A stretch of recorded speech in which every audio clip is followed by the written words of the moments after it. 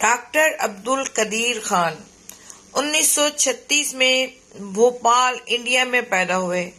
Doctor Abdul Qadeer Khan 1952 میں پاکستان منتقل ہوئے۔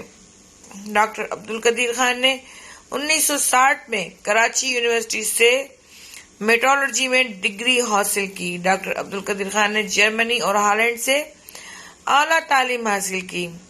1966 میں ہالینڈ سے میٹالرجی میں ماسٹر اور 1972 میں بیلجیم سے پی ایچ ڈی کی ڈگری حاصل کی۔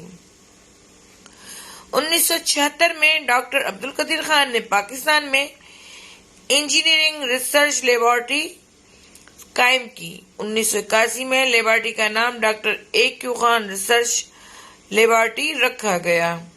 یہ ادارہ پاکستان میں یورینیم کی افزودگی میں نمایاں مقام رکھتا ہے۔ مئی 1998 میں ڈاکٹر عبدالقدیر خان نے پاکستان کو ایٹمی طاقت بنایا۔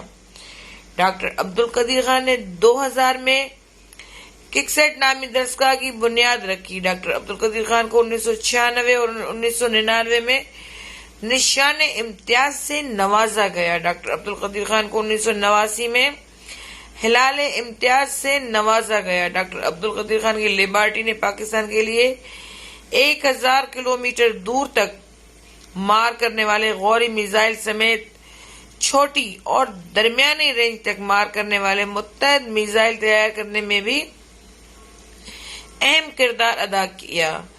اسی ادارے نے 25 کلومیٹر تک مار کرنے والے multi barrel rocket launchers, laser range finder, laser threat sensor, digital goniometer, remote control mine exploder, tank شکن گن سمیت پاک فوج کے لیے جدید دفاعی آلات کے علاوہ ٹیکسٹائل اور دیگر صنعتوں کے لیے متحد آلات بھی بنائے۔